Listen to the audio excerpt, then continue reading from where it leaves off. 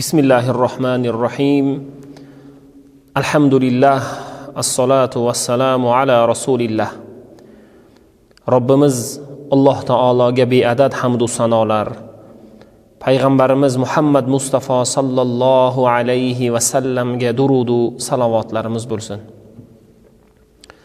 Alloh taolo Qur'oni Karimda payg'ambar sallallohu alayhi va sallam o'zlarining ahadisi shariflarida marhamat qilib, Alloh taolo bergan ne'matlari, bandaning shukr qilishligi va banda Alloh taoloning ne'matlariga shukr qilganligining sababidan, shuning evazidan Alloh unga ne'matlarini ziyoda va barakotli qilib berishligini Alloh taolo biz va sizga Rasulimiz orqali juda ko'p bot tushuntirdilar.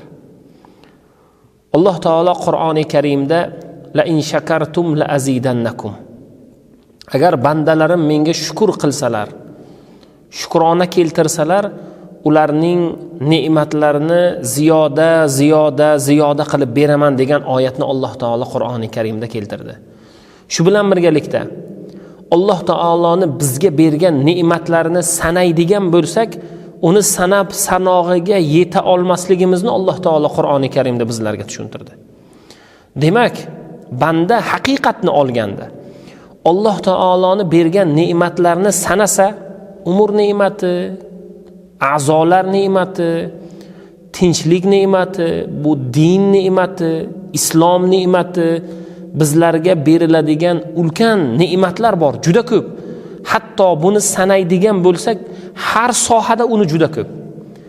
Sanab sanog'iga yeta olmaymiz buni. Bandadan talab qilinadigan narsa nima deganda, bandadan talab qilinadigan narsa albatta shukr. Agar banda o'zidagi bor ne'matlarni sanaydigan bo'lsa, sanab sanog'iga yeta olmaydi. Xuddi shuningdek, banda umid qiladigan orzulari naqadar ko'p bo'ladigan bo'lsa, bandanda bor ne'matlar ham xuddi shuncha ko'pdir. Shuning uchun bandachilik bilan, mu'min musulmonchilik bilan, haqqoniy ravishda sabr bilan, shukr bilan, aql bilan, farosat bilan o'ylaydigan bo'lsak, Alloh taolo bizlarga bergan ne'matlar juda bisyor. Mana shuning uchun Alloh taolodan fazl istagan holatda banda har holatda shukr qilmoqligi, har nafasda shukr qilmoqligi, har xil Alloh taolodan kelgan ne'matlar, yaxshiliklarni Allohdan ekanligini e'tirof qilgan holatda shukrda bardavom bo'ladigan bo'lsa, Alloh taolo unga fazl beradi. Muso alayhissalom yoki bundan oldingi payg'ambarlarning savollari qanday edi? Alloh subhanahu va taolo Odam alayhissalomni birinchi payg'ambar, birinchi inson, Alloh taoloning umr ne'mati, butun insoniyatning avvali qilib, insoniyat istifoda topayotgan ne'matlarni eng birinchi totadigan insonlardan zurriyotni tarqalishligi Alloh taolo fazl qilib berdi Odam alayhissalomga. Shunda so'rashdi, Odam alayhissalom Alloh taoloni qanday rozi qildi? Nima holat sodir bo'ldi? Deganda, Odam alayhissalom Alloh taolodan kelgan har bir ne'matni Allohdan ekanligini e'tirof qilardilar va shu bilan birgalikda har bir ne'matni istifoda qilganlaridan keyin alhamdulillah derdilar. Demak, qoidasi qanday bo'ladi? Har bir ne'matni Allohdan ekanligini e'tirof qilishligi banda va har bir ne'matni istifoda qilgandan keyin alhamdulillah deyishligi ham bandani, ham Alloh taoloni rozi qiladigan amal ekanligini bilishligi shart. Demak, haqiqatda umr ne'mati, Alloh taolo bergan kuch-quvvat, har bir yaxshilik, har bir fazilat Allohdan ekanligini banda e'tirof qilsin. Mana shu e'tirofdan keyin Alloh taolo bandaning ne'matlarini ziyoda qilib beradi. Alloh taolodan ekanligini e'tirof qilishlik, Allohning Robb ekanligi, bandaning qo'lidan hech narsa kelmasligi, banda shukr qilib g'alaba qozonishligi, shukr qilib ne'matlarni ziyoda qilishlik baxtiga muyassar bo'lishligini biz siz bandalar, hamma mu'min musulmonlar bilmoqligimiz kerak. Alloh taoloning fazli bilan alhamdulillah mana shukronada bardavom bo'lyapmiz. Bugungi kunda ne'matlarni ortib borayotganligi, imkoniyatlarimiz keng ochilib borayotganligini biz siz guvohi bo'lyapmiz bugun. Bugungi kunda dunyo sohasida, bugungi kunda din sohasida, bugungi kundagi ilm sohasida, bugungi kunda mu'min musulmonlarga berilayotgan imkoniyatlar, islohotlarni aytmasak, sanamasak ham bo'laveradi. Chunki ular juda ham ko'p. Masjidlardagi holatlar bugungi kunda azonni baralla aytishlik, bugungi kundagi mu'min musulmonlarni barchamizni, jamiyat a'zolarini Qur'on va tajvid kurslariga o'qishlik, ilm saviyalarini ochilishligi, Alloh taoloning fazli bilan madrasalarni va oliygohlarni va bugungi kunda imomlar, soha xodimlari, butun mu'min musulmonlarga berilayotgan keng islohotlar va imkoniyatlarni biz sanab sanog'iga yeta olmaymiz. Bularning umum olganda natijasi qanday bo'ldi? Umum olganda bunga erishish qanday bo'ldi? Bu o'zimizni, ota-bobolarimizni Alloh taoloning bergan ne'matlariga shukronamiz sababli bo'ldi.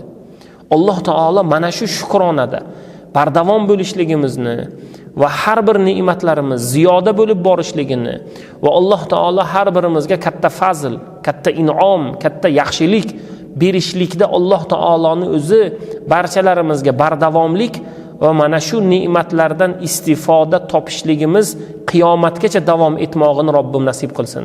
Tinchligimiz, xotirjamligimiz, mustaqilligimiz va bu yo'lda islohot olib borayotgan barcha soha xodimlari va inshaalloh Alloh taoloning fazl qilib bergan bizlarga yurtboshimiz va barcha mutasaddilarni Alloh taolo olib borayotgan ishlariga rivoj va inshaalloh kuch va quvvat, yaxshilik va fazilatni Robbimni o'zi nasib qilib, Alloh taolo barcha mu'min musulmonlarni, erkak va ayollarni shukronada bardavom bo'lmoqlik baxtini Alloh hammamizga nasib aylasin.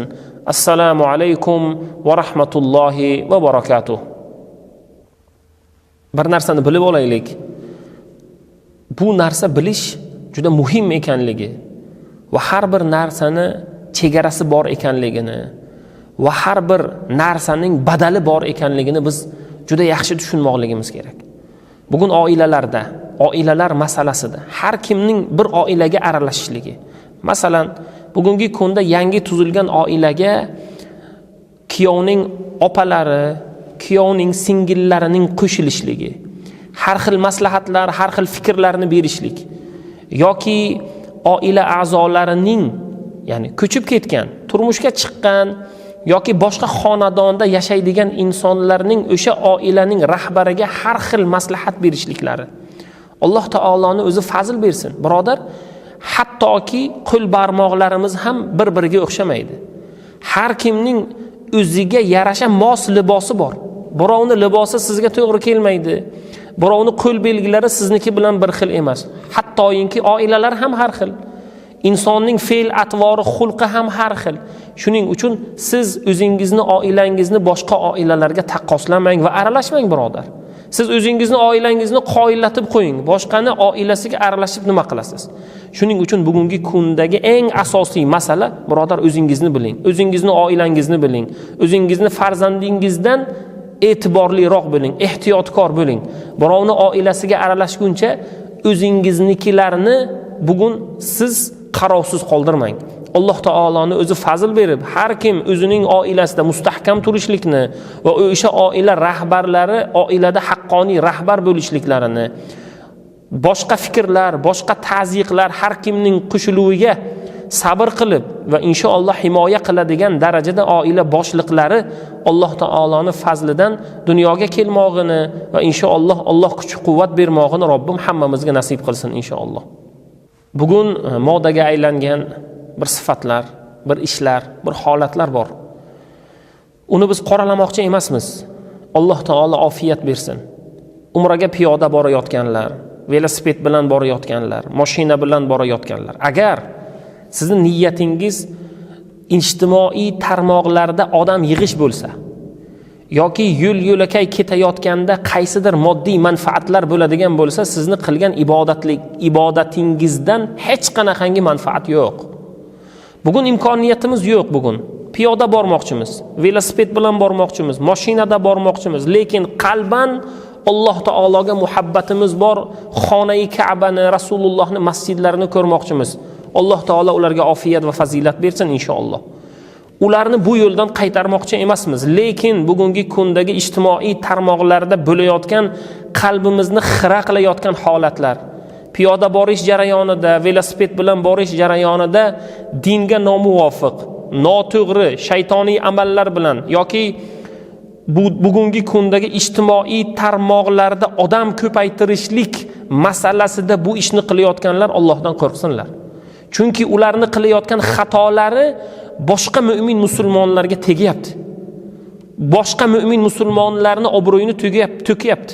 Alloh taoloni o'zi panoh berib, iymonda, ibodatda, Alloh taoloni muhabbatida, rasulimizning muhabbatida sodiq bo'lgan holatda to'g'ri yo'lda bardavom bo'lishligimizni Alloh nasib qilib, Alloh taoloni o'zi hech birimizni o'zining yo'lidan adashtirmasin.